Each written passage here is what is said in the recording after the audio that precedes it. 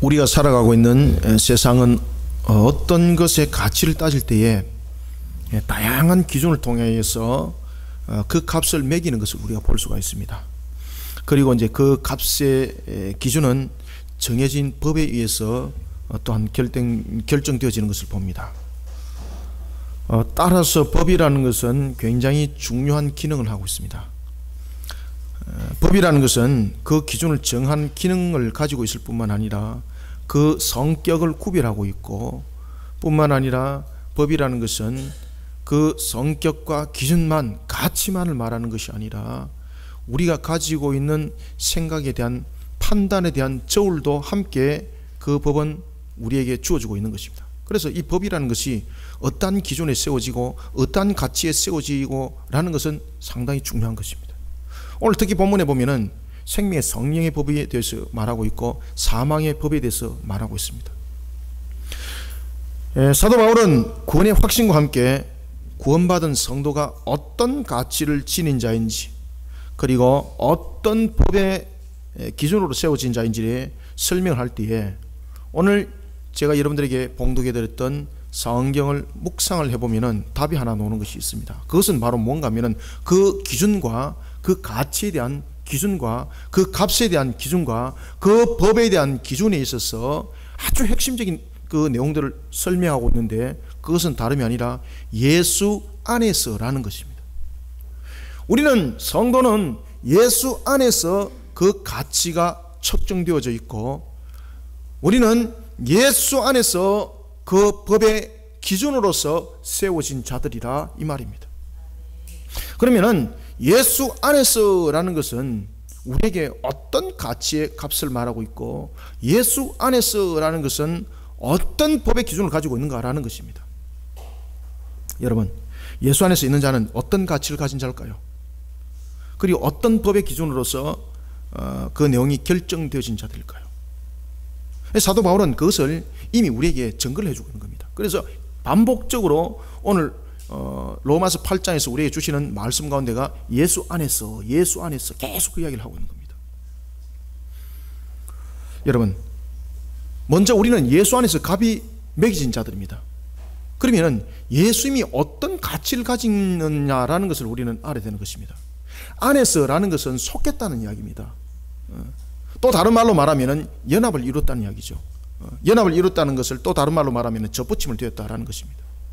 우리는 어떻게 예수 안에 또한 우리는 들어갈 수 있게 되었는가라는 이 두 가지를 우리가 봤을 때에 제일 먼저 첫 번째, 예수는 어떤 가치를 가지고 있는가? 그러면 예수 안에서라는 것은 우리가 예수가 가지고 있는 그 가치의 값을 가진 자가 된다는 이야기입니다. 여러분, 예수님은 어떤 값을 가지고 계십니까? 예수님에 대해서 여러분 값을 매겨 본 적이 있습니까? 모든 물질들은 값을 매길 수가 있습니다. 이것은 제가 약 한 2만 원을 좀 더 주고 산 겁니다. 그런데 얼마나 잘 쓰는지 모릅니다. 이 인터넷에서 한 2만 원 정도 주고 샀거든요. 그럼 제가 이것을 이미 2만 원의 가격이 측정되어 있고 그 물건들을 제가 이것을 중고로 팔리 그러면 2만 원 이상 받을 수 있나요? 왜? 값이 기준이 되어 있기 때문에 더 이상 받을 수가 없는 거예요. 예를 들어서 말입니다. 그래서 값의 기준이라는 것은 굉장히 중요합니다. 그리고 값의 기준이라는 것은 그 가치를 평가하고 판단하는 것이기 때문에 그 값의 기준 또한 중요합니다. 우리는 예수 안에서, 그러면 예수는 어느 정도의 값이 될까? 여러분들, 예수님은 값으로 매겨질 수 없는 분입니다.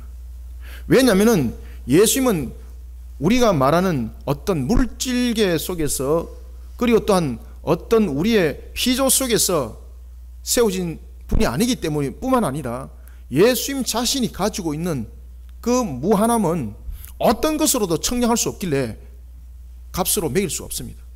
그러면 다시 말하면 성도라는 것은 예수 안에서라는 성도는 그 값을 세상적인 측면에서 매길 수 없다는 이야기입니다.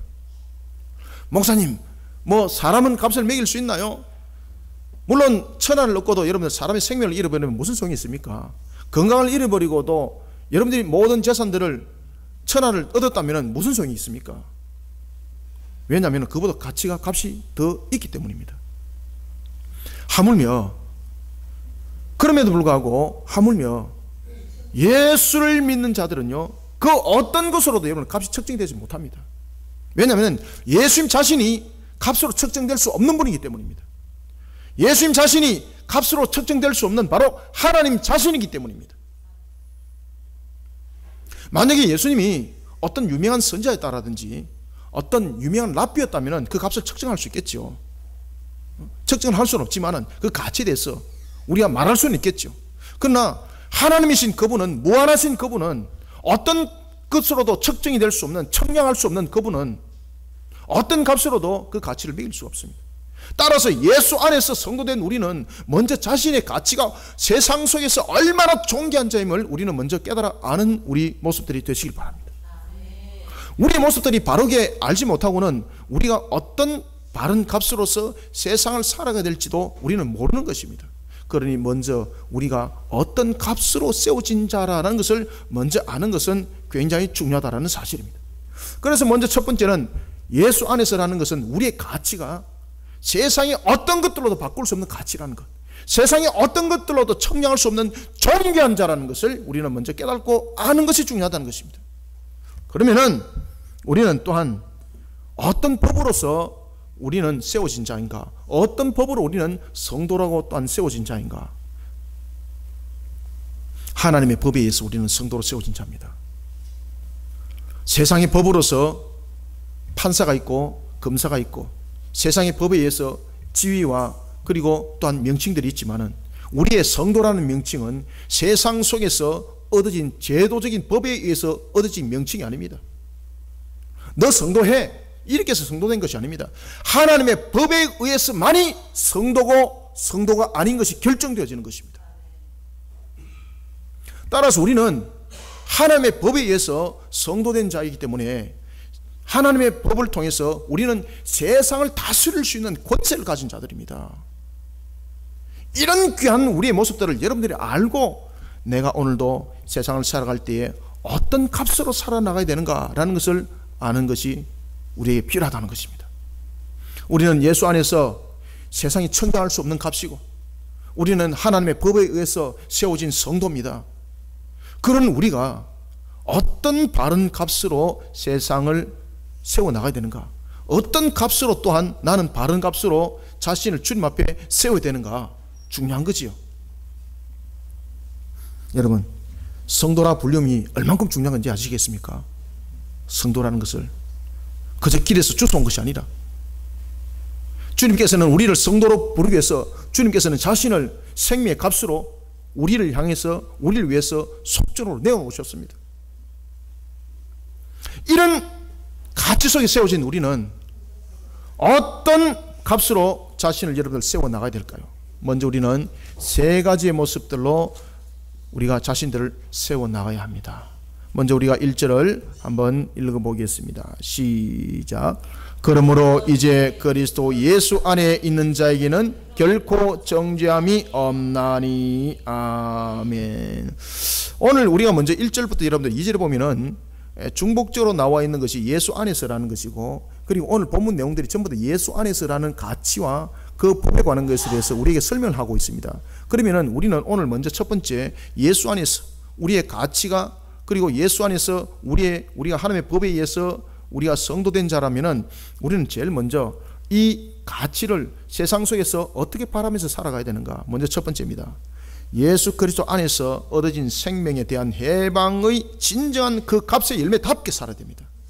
그러면은 그 열매답게 우리가 살아나가기 위해서는 어떻게 되는가 하면요, 하나님의 법에 대한, 그리고 하나님의 법에 대해 먼저 순종하는 바른 값으로 자신을 세워나가는 성도들이 되시길 바랍니다. 여러분들, 우리가 하나님의 값으로 세워졌습니다. 예수 안에서. 그리고 우리는 하나님의 법에 의해서 세워졌습니다. 그런 우리가 그 값의 열매답게 살기 위해서는 하나님께서 우리에게 주신 그 법에 순종하는 것이 매우 중요한 것입니다. 그러면 하나님의 법은 우리에게 무엇을 말하고 있는가? 우리가 나중에 그 내용들을 한번 봅시다. 먼저 여러분들, 우리가 로마서를 보면은요, 로마서는 우리에게 오늘 이런 내용을 우리에게 전해주고 있습니다. 그리스도 예수 안에 있는 자에게는 결코 무엇이 없다. 그렇죠. 정죄함이 없다는 거죠. 정죄함이 없다. 왜? 그 값이 이미 다 지불되었기 때문에. 그 이유는 예수 안에 있는 자는 생명의 성령의 법이 죄와 사망의 법에 의해서 그를 해방시켰기 때문에 라고 로마서는 말하고 있습니다. 이런 로마서는 우리에게 두 가지의 점을 비교하도록 하는데, 그것은 바로 예수 안에 있기 이전과 이후에 대해서 우리에게 주목을 하고 있습니다. 여러분들은 저와 여러분들이 예수 안에 있기 전의 가치와 예수 안에 있은 이후의 가치는 무엇이 다를까요? 청량할 수 없는 구분점이 있습니다. 바로 사망과 생명으로 구분되니 무엇을 여러분을 청량하겠습니까? 천하를 놓고도 여러분들 온 우주를 주고도 여러분 생명을 바꿀 수가 있겠습니까? 예수 이전에는 우리는 사망이었습니다. 그러나 예수 안에서는 우리는 영원한 생명을 얻은 자가 되었으니 우리의 가치를 어떻게 여러분들 설명을 할 수가 있겠습니까? 우리는 여기에 대해서 우리는 주목을 할 줄 알아야 됩니다. 정죄라는 것은 무엇입니까? 바로 심판이라는 것입니다. 해방이라는 것은 무엇입니까? 바로 구원입니다. 이와 같이 예수 이전과 이후의 우리의 모습들은 완전히 확연하게 구별이 되더라는 것입니다. 여러분, 인류의 대표였던 아담, 하나님을 향한 아담의 범죄는 아담의 후손인 인류 모두에게 죄가 전가되지는 그런 결과를 낳았습니다. 아무도 피할 수 없는 그 죄에 대한 심판은 사망뿐만이 아니라 극심한 고통이 함께 수반되어지는 아무도 피할 수 없는 그런 정죄 가운데 우리는 놓이진 자들이었습니다. 예수 밖에서 말입니다. 예수 밖에서.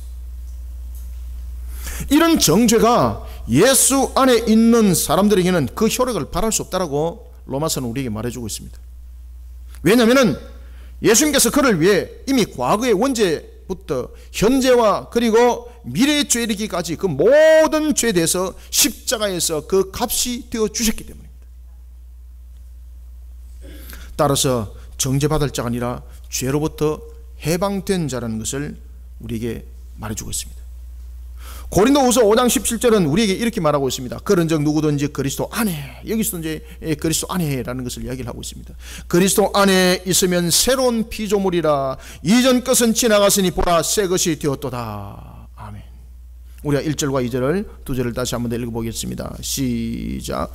그러므로 이제 그리스도 예수 안에 있는 자에게는 결코 정죄함이 없나니, 이는 그리스도 예수 안에 있는 생명의 성령의 법이 죄와 사망의 법에서 너를 해방하였습니다. 아멘. 우리가 어떤 법에서 해방되었다고 로마서는 우리에게 말해주고 있습니까? 생명의 성령의 법에 의해서, 죄와 사망의 법에서 우리가 해방되었다.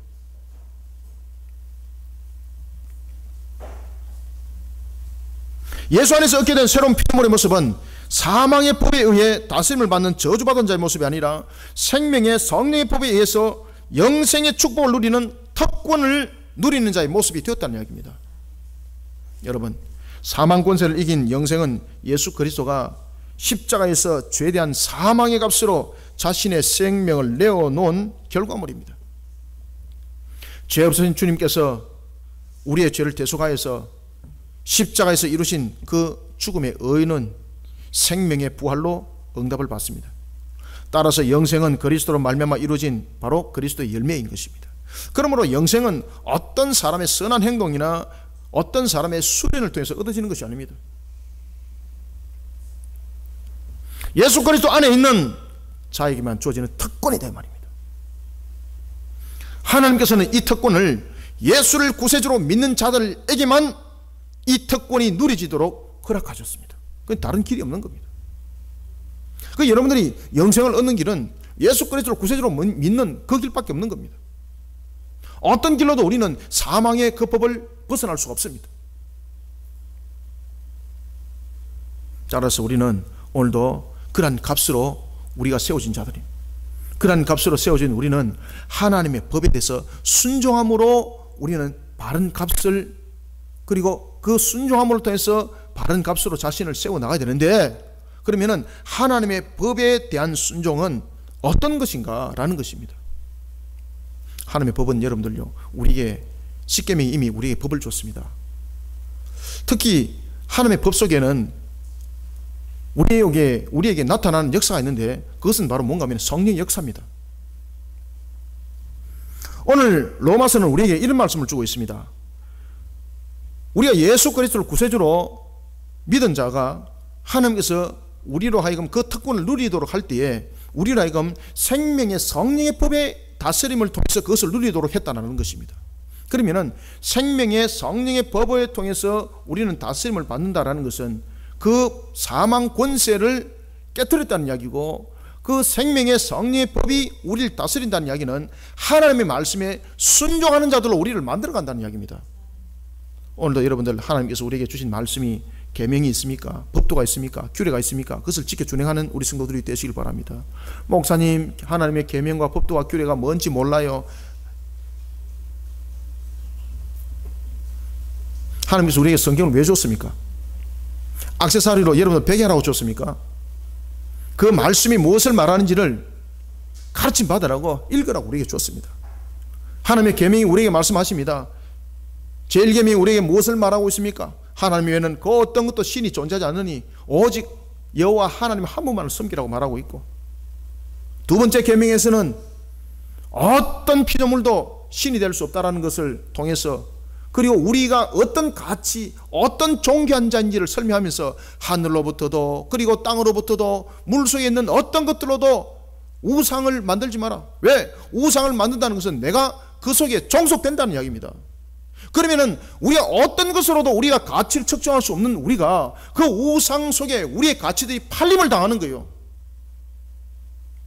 그래 하나님께서 말씀하십니다. 성도된 자로서 우리가 하나님의 법을 잘 따르는 이야기입니다. 그러니 세상의 어떤 것들로도 숭배 대상이 될 수 없다는 것을 알고 이런 하나님의 법을 잘 지켜 준행하는 우리 성도들이 되시길 바랍니다. 뿐만 아니라 주님께서 우리에게 말씀하십니다. 하나님의 이름을 망령되이 일컫지 말라고, 하나님의 이름을 속여가면서 자신의 유익을 취하는 그런 거짓된 짓을 하지 말고, 하나님의 이름을, 영광을 가리는 일들을 행하지 말고 무엇을 행하든지 하나님의 영광을 드러내는 일들을 하라 말씀하셨고, 그리고 하나님께서는 우리에게 철저히 지키게 될 것이 뭔가 하면 거룩한 안식일에 관해서 말씀하고 있었습니다. 왜? 그 속에는 하나님께 영광을 돌리는 것이 그 속에 있기 때문이었고, 또한 인간의 죄의 목적이 그 속에 담겨져 있었기 때문입니다. 그러니 우리는 하나님을 예배하는 자들로 우리가 바로 세워졌을 때에 하나님께서는 그것을 기뻐 받으시고 이미 우리에게 약속하셨던 그 모든 것에 대해서 축복의 권한 속에 오히려 열매들을 풍성하게 누리도록 허락하신 것이 있는데, 그것이 안식일의 샬롬이라는 거예요, 여러분들. 따라서 이스라엘 백성들에게 하나님께서는 광야의 제6일째는 갑절의 만나를 줬습니다. 안식일이 무엇인지 하나님께서는 우리에게 가르쳐주기 위해서 그분이 직접 이 땅에 오셔서 안식일 날 병든 자들 낫게 하시고 귀신 들린 자를 귀신을 쫓아내시고, 그러면서 우리로 하여금 영적 자유함을 얻게 했던 안식, 이 안식의 진정한 맛을 너희들을 깨달아 아는 자들이 되기 위해서 안식일을 거룩하게 지키라고 하나님께서 우리에게 법을 주셨습니다. 뿐만 아니라 부모를 공경하라 하였습니다. 부모를 통해서 하나님을 경배하는 모습을 너희들은 깨달아 알아라는 것이고, 뿐만 아니라 간음하지 말고, 거짓하지 말고, 남의 것을 훔치지 말고, 그리고 마음으로부터도 남의 것을 탐하는 자 되지 말라고 하나님께서는 우리에게 계명을 주었습니다. 우리가 이 계명들을 지켜나갈 때에, 하나님의 법들을 지켜나갈 때에, 이 계명들을 지켜나가는 이 법 속에 우리가 순종하러 나갈 때에 성령께서 이것을 우리에게 지켜나가도록 역사를 이렇게 세워주십니다. 생명의 성령의 법으로 오늘도 여러분들 자신의 가치를 바로 세워나가는 우리 성도들이 되시길 바랍니다. 여러분, 생명의 성령의 법은요, 말 그대로 우리에게 열매답게 살아라는 이야기입니다. 어떤 열매답게? 하나님의 법에 대해서 순종하는 바른 값으로 자신을 세워서 바르게 살아나가라는 것입니다. 그러니 생명의 성령의 법에는 우리에게 무엇이 함께 수반되어야 되는가 하면 저와 여러분들의 강력한 신앙의 의지가 필요한 것입니다. 예수 그리스도로 말미암은 열매는 한 번 따먹고 마는 그런 농사의 수확물이 아닙니다. 생명의 열매입니다. 다시 말씀드리면 그 열매를 취하는 자는 그 모습 또한 그 열매의 모습으로 나타난다는 것을 말하고 있습니다. 좋은 나무에 좋은 열매 맺습니다. 나쁜 나무에 어찌 좋은 열매가 맺을 수가 있겠습니까? 오늘도 세상의 타락한 법을 쫓아가지 말고 하나님의 바른 길을 알았다면 바른 길을 가는 자들이 되어야 합니다. 그 속에 우리의 신앙의 의지가 반드시 수반이 되어야 되는 것입니다. 생명의 성령의 법은 이러한 속에 우리의 가치들을 발하는 것입니다. 생명의 성령의 법이라는 것은 예수 그리스도 안에 있는 자만이 누릴 수 있는 특권입니다. 그런 생명의 성령의 법에 우리는 다스림을 받는다는 것은 성령께서 우리를 만들어 간다는 이야기입니다. 성령께서 우리를 통제한다는 이야기입니다. 성령께서 그 사람 안에서 활동한다는 이야기입니다. 이것이 바로 생명의 성령의 또한 법이기도 합니다. 그렇기 때문에 우리가 생명의 성령의 법을 통해서 오늘 우리가 깨달아야 될 것은 바로 하나님의 법에 순종하는 자가 되었을 때에 성령이 우리를 그렇게 다스려 가면서 성령이 우리로 하여금 그것을 지켜나가도록 능력도 주시고 성령께서 우리에게 그런 것들을 지켜나가도록 환경도 만들어주시고 모든 것을 조성해 주는 역사가 나타난다는 이야기입니다. 주님께서 말씀하셨습니다. 안식일을 거룩하게 지키는데 하나님의 말씀대로 지켜나가는 너희들의 모습을 보고 하나님께서는 우리에게 물질에 관해서도 갑절의 축복을 줬습니다. 뿐만 아니라 주님께서는 말씀하십니다. 너희들이 먼저 구할 것은 그의 나라와 그의 의를 구하라고 하였습니다. 오늘도 저와 여러분들이 생명의 성령의 법으로 우리들이 달려나가기 위해서 하나님의 법을 지켜나갑시다. 그럴 때에 생명의 성령의 법은 능력으로 나타납니다. 성령이 우리를 통제하시고 성령이 우리를 이끌어 가시고 성령이 우리를 축복하십니다. 이런 생명의 성령의 법 속에 여러분들의 열매를 풍성히 맺혀가는 그런 모습들이 되기를 축원합니다.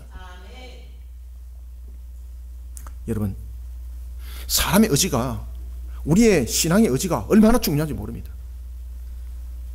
오늘도 하나님의 바른 말씀을 지키기를, 하나님의 법을 지키기를, 그런 속에 내가 바른 값으로 나를 세워나가기를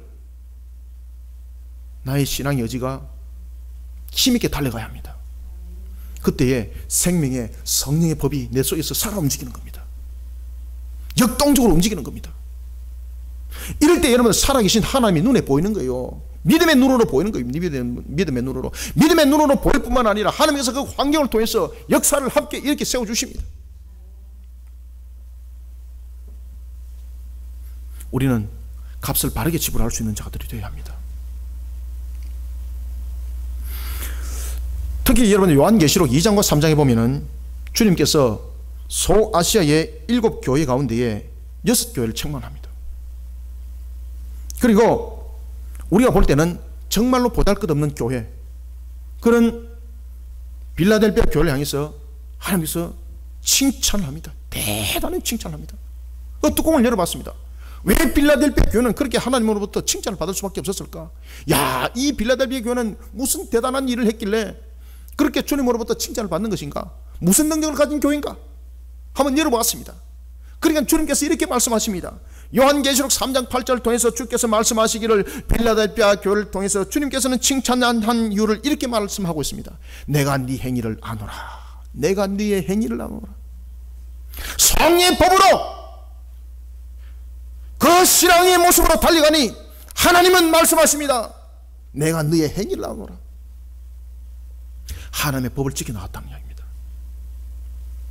하나님의 법을 지켜나가니까 성령의 생명의 성령의 법이 그들을 힘있게 하고 능력있게 만들어갔는데 그들에게 능력이 없었습니다.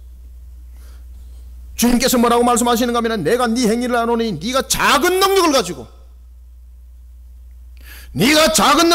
내 말을 지켰다. 네가 작은 능력을 가지고 내 말을 지켰을 뿐만 아니라 내 이름을 배반천했다. 십계명이 머릿속에 생각나지 않습니까? 하나님의 법을 지킨 거예요. 하나님의 법을 작은 능력으로 하나님의 법을. 하나님, 내가 가진 것이 없어요. 이래서 무슨 제가 교회를 섬기겠습니까? 여러분들, 교회를 섬기는 것이 아니라 주를 똑바로 바라볼 수 있는 자격자로 먼저 자신이 세워지시길 바랍니다. 그럴 때에 생명의 성령의 법이 나를 만들어갑니다. 나를 만들어갈 뿐만 아니라 환경을 함께 만들어가게 하십니다. 이것이 성령의 역사입니다. 이런 바른 값으로 나를 세워가시길 바랍니다. 예수 그리스도 안에서 얻어진 생명에 대한 해방의 진지한 그 값의 열매답게 오늘도 하나님의 법에 대한 순종하는 바른 값으로 자신을 세워나가는 우리 모든 성도들이 되시기를 소원합니다. 그 다음에는 우리가 두 번째, 어떤 바른 값으로 자신을 세워나가야 되는가. 첫 번째는 어떤 값으로 자신을 세워나가자고 하나님께서 우리에게 말씀을 주었습니까? 먼저 하나님의 법으로, 하나님의 법에 순종하는 것으로. 하나님의 법에 순종이라는 것은 우리의 신앙의 적극적인 의지가 수반되어야 된다. 마치 빌라델피아 교회처럼 말입니다. 그럴 때에 생명의 성령의 법이 우리를 인도한다. 생명의 성령의 법은 우리를 만들어갑니다. 우리 안에서 내조하면서 역동적으로 만들어가는 그런 역사를 일으킨다면. 두 번째는 우리가 어떤 값으로 자신을 세워야 되는가. 3절 한번 읽어보겠습니다. 시작. 율법이 육신으로 말미암아 연약하여 할 수 없는 그것을 하나님은 하시나니 곧 죄로 말미암아 자기 아들을 죄 있는 육신의 모양으로 보내어 육신의 죄를 증하사. 아멘. 두 번째는 우리가 3절부터 4절을 통해서 우리가 독생자의 값에 대해서 자신을 바로 세워야 합니다. 주님은 우리를 위해서 그 값이 되어 주었습니다.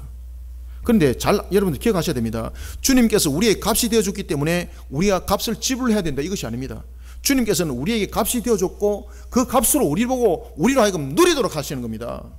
그 누리도록 하기 위해서는요, 우리가 주님을 닮은 값이 돼야 돼요. 이게 여러분들요, 비밀한 겁니다. 비밀한 것과 동시에 이것이 바로 계시된 것입니다. 악한 것들 속에는, 불신앙 속에 있는 자들에게는 이것이 비밀이지만은 하나님의 택한 백성에게는 이 말씀이 계시된 겁니다. 따라서 우리는 두 번째 3절부터 4절을 통해서 독생자의 희생의 값으로 세워진 성도의 그 값을 잃어버리지 않도록 세상이 요구하는 강한 자가 아니라 하나님께서 요구하시는 그 길을 걸으면서 바른 값으로 강한 자가 되시길 바랍니다. 하나님이 원하는 값으로 강한 자가 되시길 바랍니다. 하나님은 우리로 하여금 강한 자가 되라고 말씀하십니다.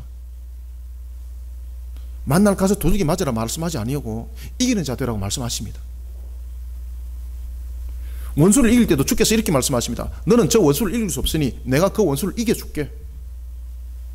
그리고 주님께서는 말씀하십니다. 원수를 악을 악으로 이기려고 하지 말고 선으로 그 악을 이기라고.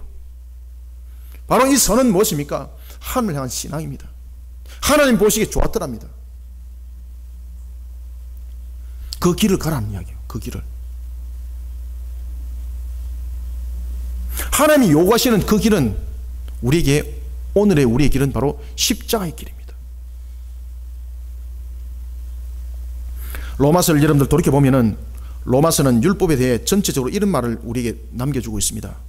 하나님께서 우리에게 주신 율법은 세상의 법을 통해 만들어진 것이 아니라 완전하신 하나님의 뜻에서 나온 것으로 인간이 하나님 앞에 어떻게 행해야 하는지를 가르쳐주는 법입니다. 인간이 하나님 앞에 어떻게 행해야 되는지를 가르쳐주는 법입니다. 그 기준이죠. 하나님의 법은 우리로 하여금 어떤 것이 하나님이 보시기에 좋았더라 모습인지를 가르쳐주고 있다 이 말입니다. 오직 하나님 한 분만을 섬기는 것과 하나님 외에 어떤 신도 존재하지 않는 것, 하나님 외에 다른 신을 섬기는 것은 곧 마귀를 따르는 것이라는 것, 그리고 인간의 제일의 목적이 바로 하나님을 예배한다는 것, 이것을 전부 다 가르쳐주고 있더라. 하나님의 법이. 이것이 하나님의 법이 담아내고 있더라는 것입니다. 그런데 우리는 이런 하나님의 법을 은혜의 눈으로 바라보지 못하고 세상이 원하는 그 값을 지불하면서 세상에서 강한 자가 되려고 어리석게도 그렇게 발부동을 치고 있습니다. 스스로 죽음의 길로 가는 거죠. 하나님의 법 속에 들어오게 되면 생육 번성 충만함의 역사는 자연스럽게 일어나는데, 왜냐하면 그것이 하나님께서 우리에게 세우신 법이었는데, 그런데 그 법을 벗어나려고 발부동을 치고 있습니다.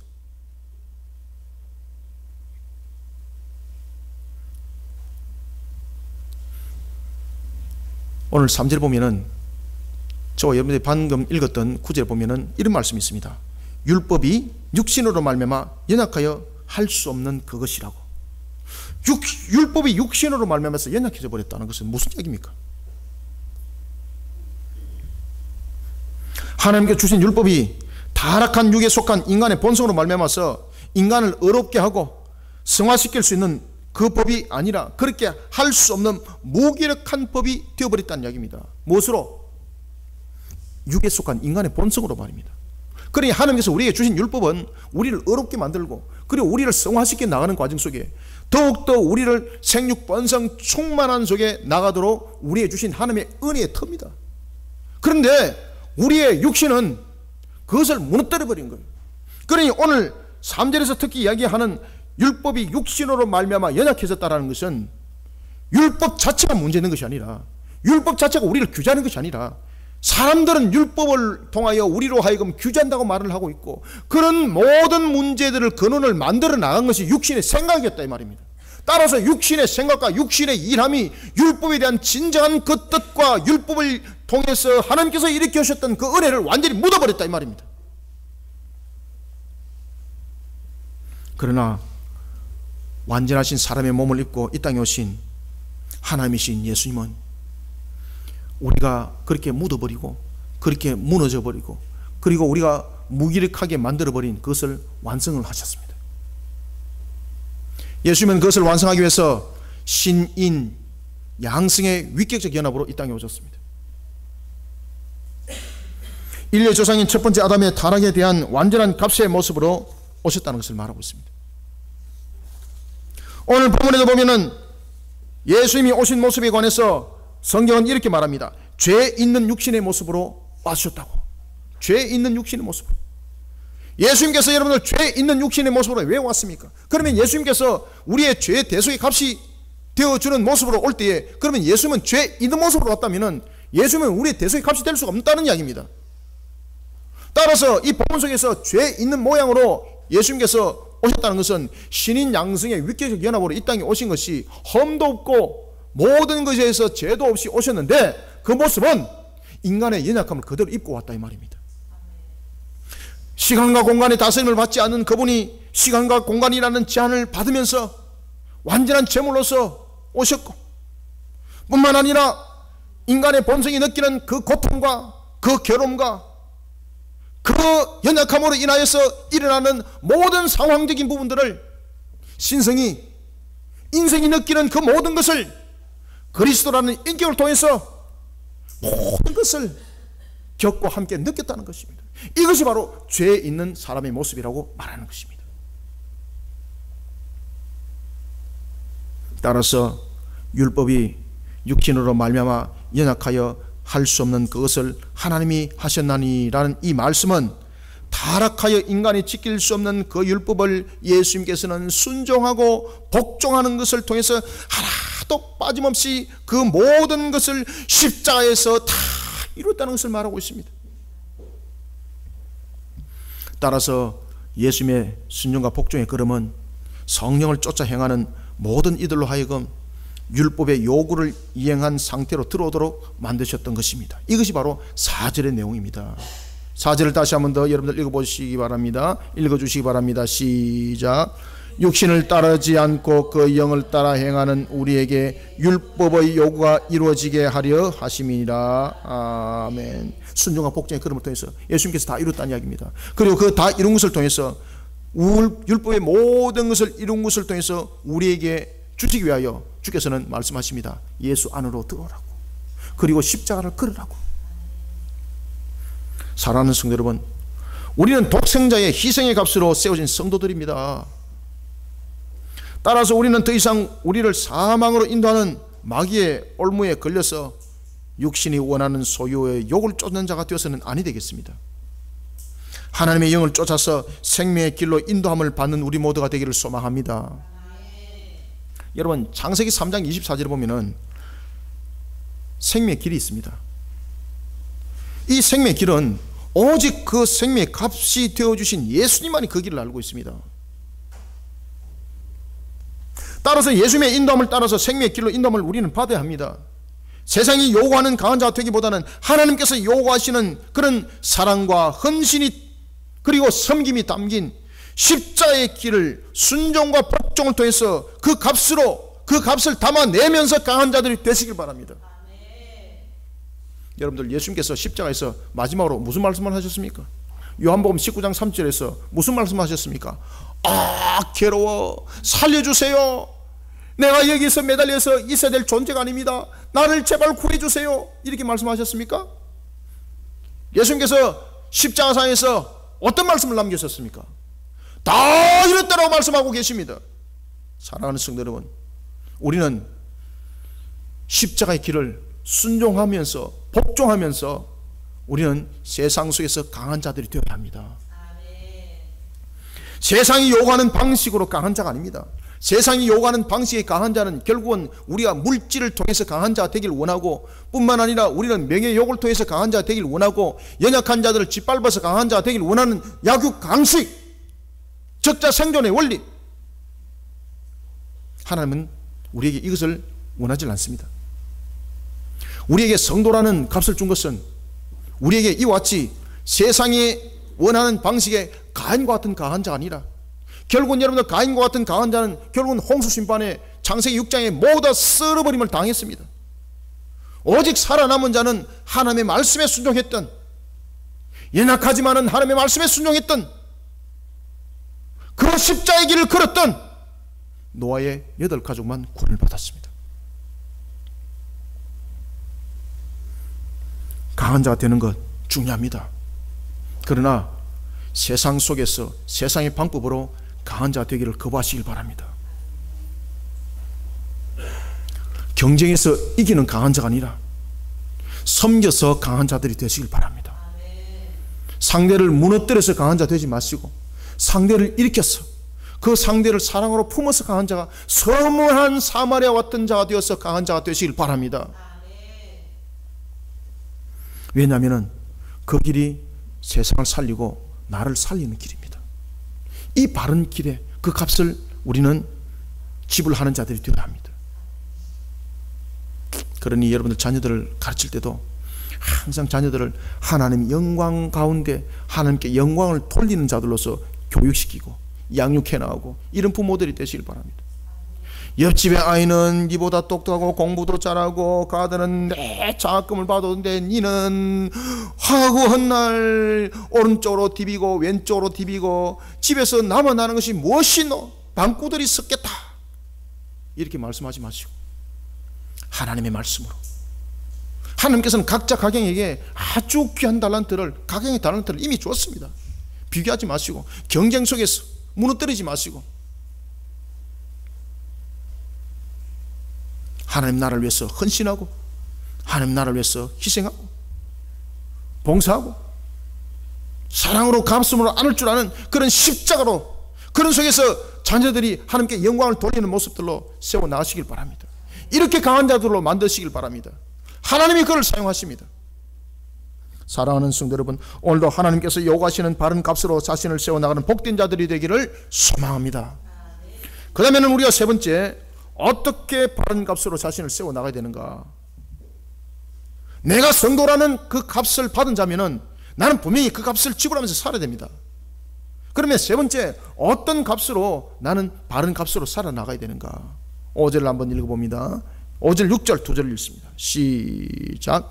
육신을 따르는 자는 육신의 일을, 영을 따르는 자는 영의 일을 생각하나니 육신의 생각은 사망이요 영의 생각은 생명과 평안이니라. 아멘. 자, 여러분들, 오늘 제가 두 절을 동시에 읽으려 했 이유가 있습니다. 그것은 왜 그런가 하면 바로 생각과 일이라는 것 때문입니다. 왜 그런가 하면 이 생각과 일은 구별되지 않습니다. 여러분들이 어떤 일들을 하기 위해서 제일 먼저 그 출발점은 어디서 이루어집니까? 인간이 죄를 범했을 때에 제일 먼저 그 출발점은 어디로부터 시작되었습니까? 바로 생각입니다. 생각은 곧 그 사람의 인격이기도 합니다. 생각은 그 사람의 곧 성품이기도 합니다. 생각이라는 것은 그 사람이 늘 마음에 담아 있는 것이 되기도 합니다. 그것이 일로 나타난다는 이야기입니다. 그러니까 여러분들이, 저와 여러분들이 무엇을 담아내는가라는 것이 참으로 중요합니다. 그러면 우리는 어떻게 이제는 세 번째 그 값으로 나를 세워나가야 되는가? 성령의 씨를 자신을 향해서, 세상을 향해서만 뿌리는 것이 아니라, 세상을 향해서는 열심히 뿌리는데 나를 향해서 뿌리는 것이 없으면 내가 공밥이 돼서 내가 넘어지는 자가 되는 겁니다. 따라서 오늘도 우리는 마귀가 원하는 육신의 씨를 뿌려서 멸망에 이르는 자녀가 되지 않도록 자신을 성령의 씨를 뿌리는 바른 값으로 세워나가는 자 되시길 바랍니다. 나를 성령의 바른 값으로 세워나가는 일에 날마다 씨 뿌리는 자들이 되시길 바랍니다. 하나님의 영으로 날마다 여러분들 충만케 채워나가시길 바랍니다. 에베소서 6장에도 보면은 성령의 전신갑주에 대해서 복음의 신을 띠고 진리의 띠를 띠고 의의 흉배를 치고 믿음의 방패를 들고 말씀의 검을 들고 구원의 투구를 쓰라. 그런 속에 우리에 대한 모습들은 날마다 여러분들 성령의 씨로서 성령으로서 우리를 충만케 하지 않으면 우리는 무너짐이 돼요. 겉으로만 휘황찬란하게 무기를 가지고 나가지만은 내 속에 뻥 뚫려 있으면 마귀가 100% 역사에 들어와요. 여러분들요, 내면의 무장을 아니하면 안 됩니다. 나의 내면의 바른 값으로 나를 세워나갈 때에 성령의 씨를 뿌리시길 바랍니다. 여러분, 육신의 생각이 죄의 지배를 받는 자라고 말하고 있습니다. 육신의 일은 하나님을 대적한 타락한 인간성에서 일어나는 결실들입니다. 하나님을 경배하지 않는 행위, 그것이 여러분들요, 하나님을 경배하지 아니하는 귀찮아하는 생각에서 벌써 일어납니다. 이거 오늘 주일날 아이고 피곤해, 육신 피곤해, 아이고 다음에 가지, 이런 생각이 여러분들 하여금 하나님을 경배하지 못하는 길로 가도록 만들어 버립니다. 그러니 여러분들요, 이 생각을 제거하기 위해서는 우리의 심령 속에 날마다 성령의 씨를 뿌려야 되는 거예요. 여러분들요. 그러니 성령으로 채워지고 충만하게 채워지면 내 육신이 피곤하지만 하나님께서 벌떡 일으켜 세운 줄 믿으시길 바랍니다.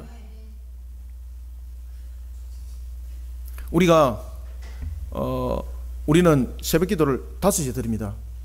그리고 금요는 금요 철야를 합니다. 금요 철야를 하다 보니까 밤늦게까지 12시 넘어까지 이제 기도하고, 그래서 토요일 날은 새벽 기도를 철야로 대체를 했습니다. 저희 교회에 성도는 아닌데 새벽 기도에 저희 교회에 오시는 분이 있습니다. 그분이 금요는 저희들이 금요 철야로 대체한다는 것을 알고 계셨는데 그분이 요일을 모르고 토요일 날 일어나서 교회를 온 거예요.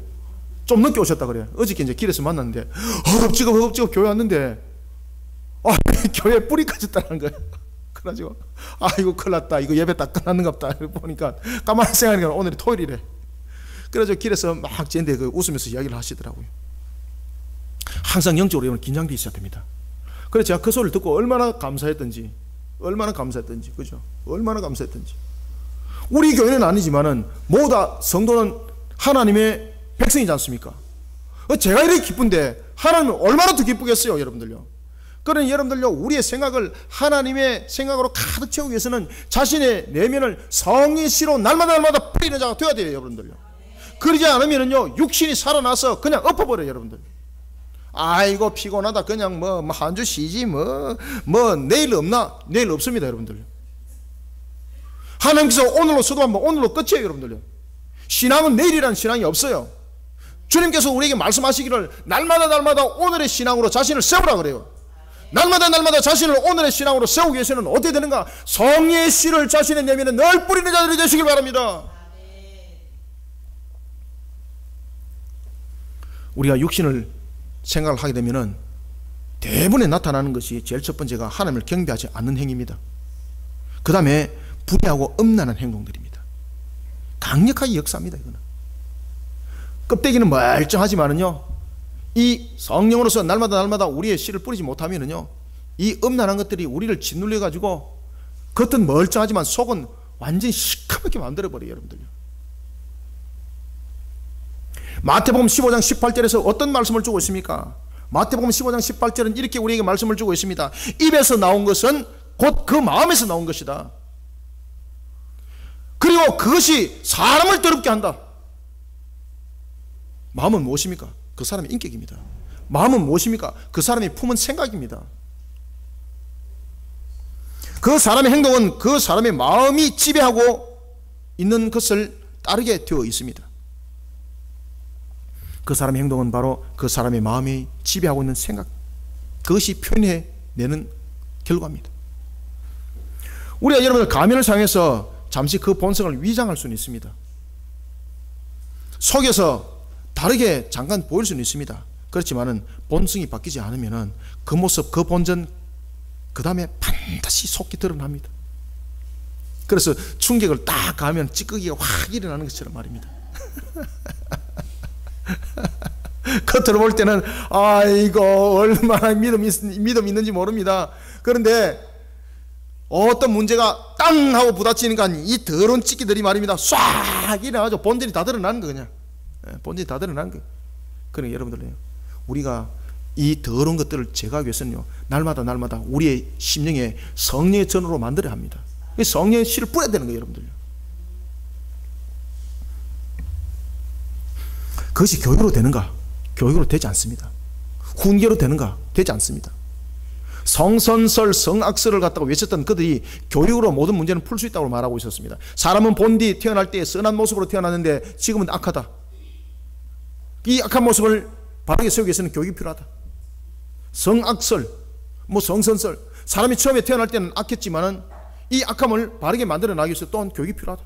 결국은 전부 다 교육에 대한 문제, 훈계에 대한 문제. 여러분들, 우리나라가 그렇게 교육을 잘못해가지고 지금 이 다음 세대들이 이렇게 악한 모습이 되었습니까?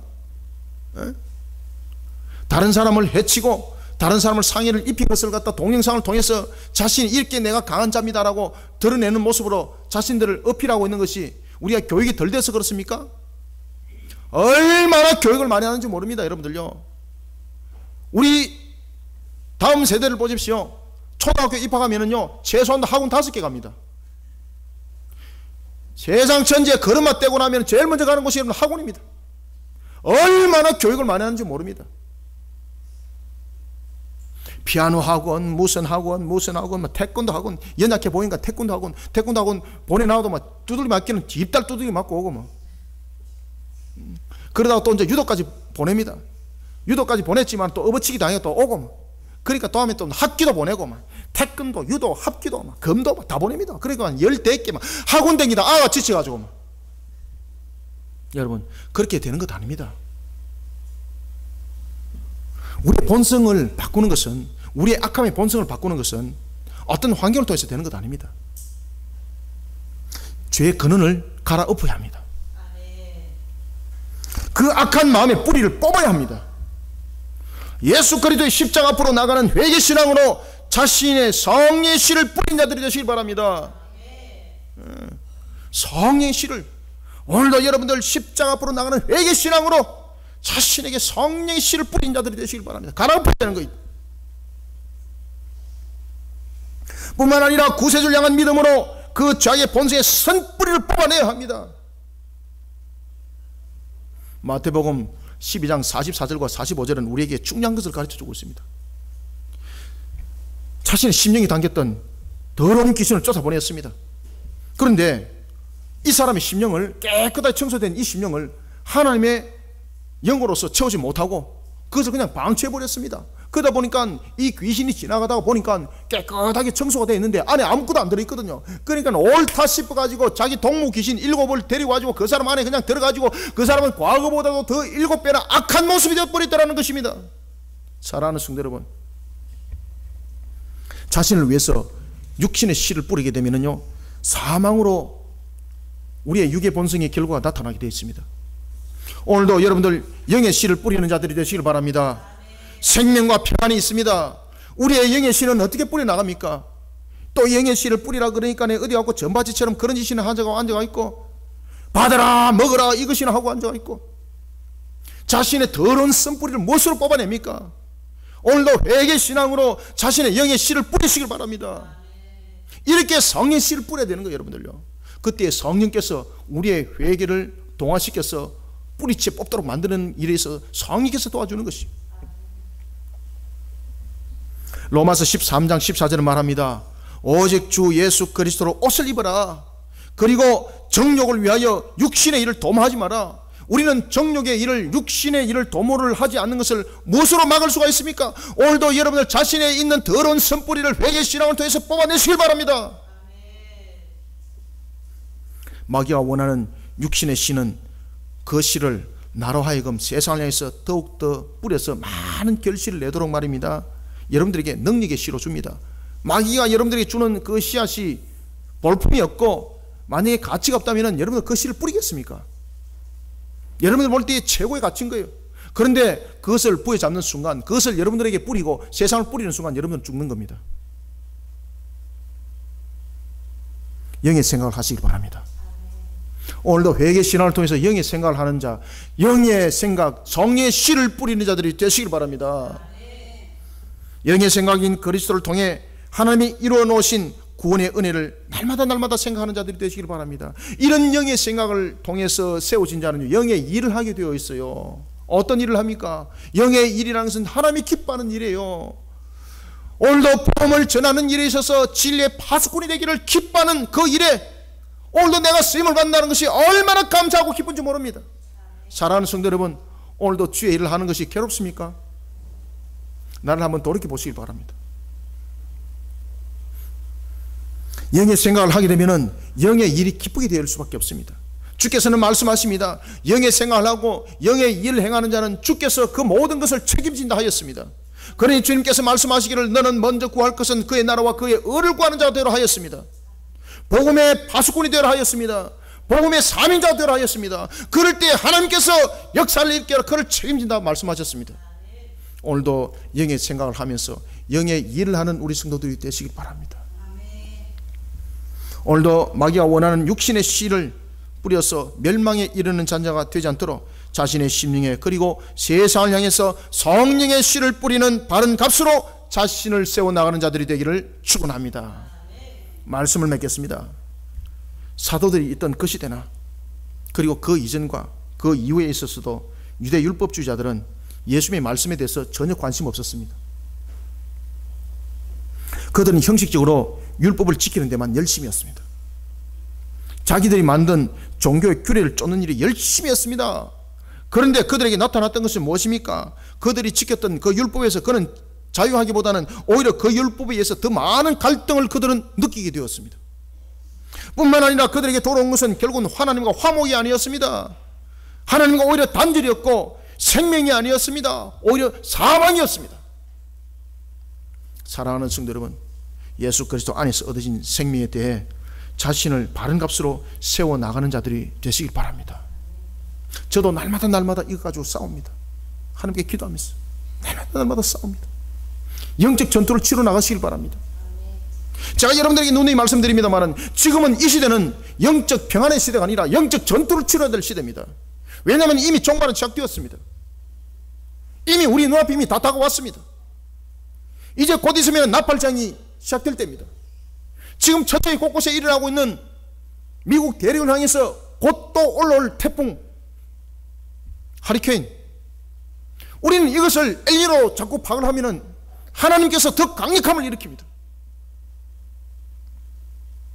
사랑하는 성도 여러분, 우리가 예수 안에서 성도의 값을 받은 자입니다.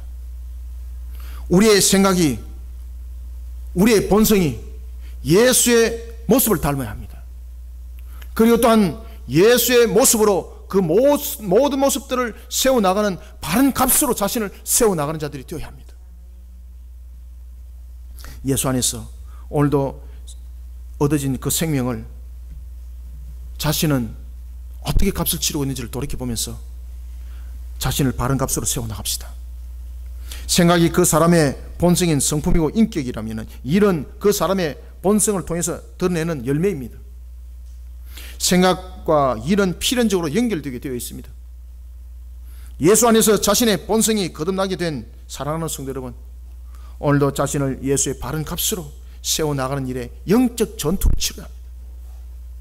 이 시대는 영적 전투를 치러야 될 시대입니다. 평안이라고 말하는 시대가 아니라 영적 전투를 치러 나가는 일에 오늘도 힘을 다하여 달려가는 우리 모든 성도들이 되시기를, 그런 속에 바른 값으로 자신을 세워나가기는 우리 모든 성도들이 되기를 주님의 이름으로 축원합니다. 살아계신 아버지 하나님, 주님의 은혜를 감사드립니다. 주께서 오늘도 우리를 통하여 주신 말씀대로 우리가 영적으로 바른 값을 치러 나가는 일에 바른 영적 전투를 치러 나가는 자되게 하여 주시옵소서. 하나님이 오늘도 우리에게 전신갑주를 입혀주실 때 성령의 전신갑주를 입혀주옵소서. 복음의 신을 신게 하시고 진리의 띠를, 의의 흉배를, 믿음의 방패를, 말씀의 검을, 구원의 투구를 오늘도 세워짐 속에 달려갈 때 우리의 심령을 오늘도 하나님께서 주신 말씀대로 성령의 씨를 뿌리면서 달려가는 자 되게 하여 주시옵고, 또한 우리의 걸음들은 십자가의 걸음으로 우리가 강한 자가 되게 하여 주시옵기를 원합니다. 하나님, 오늘도 우리에게 주신 말씀대로 무엇이 우리에게 값이 되겠습니까? 하나님이여, 오늘도 하나님의 법으로 우리가 바른 값으로 세워지게 하여 주시옵소서. 하나님께서 우리에게 주신 바른 값을 통해서 성령의 생명의 법이 우리 속에 살아 움직이게 하여 주시고, 그런 하나님의 강력한 역사함 속에 우리들은 나가기를 원합니다. 오늘도 성령의 씨를 뿌리기를 원합니다. 회개 신앙을 통해서, 또한 믿음의 강력한 역사함을 통해서 오직 주님을 바라보며 세상 속에 주의 군사로 바른 값이 되기를 원합니다. 오늘도 주신 말씀이 우리에게 꼴의 양식이 되게 부족함이 없도록 성령이며 강력한 역사 이렇게 세워 주시옵소서. 부족한 종의 입술을 통하여서 증거되어졌지만은 성령께서 감동 감화시켜사 하나님께서 3,000명을 회개시켰던, 5,000명을 회개시켰던 그 역사함의 역사함이, 하나님께서 일으켜 세움의 그 역사함이 우리 성도들의 심령 속에서 오늘 이 시간에 일어나게 하여 주시옵소서. 주의 말씀의 꼴의 양식으로 새롭게 일어나게 하여 주시고, 주님의 꼴의 양식으로 바른 값으로 하나님의 뜻 이루게 하여 주시옵소서. 하늘의 문을 열어주시고 주신 이 말씀이 모든 우리 성도들에게 은혜의 꼴의 양식이 되게 하시고 하나님 영광 나타내게 도와주시옵소서. 예수님의 이름으로 기도드립니다. 아멘.